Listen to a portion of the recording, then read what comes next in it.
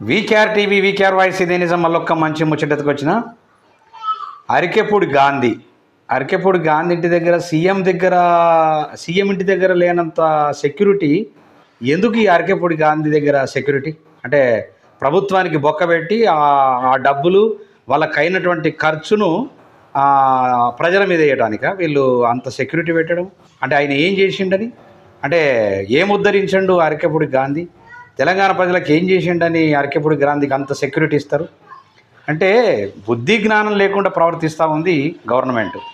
మరి ఇలాంటి పరిస్థితులలో మరి ప్రజలైతే అబ్జర్వ్ చేస్తూ ఉన్నారు వీళ్ళ పరిస్థితులను. భారీ సెక్యూరిటీ ఇచ్చి వీళ్ళ విపరీతమైనటువంటి ఖర్చుకు గురి చేస్తూ ఉన్నారు.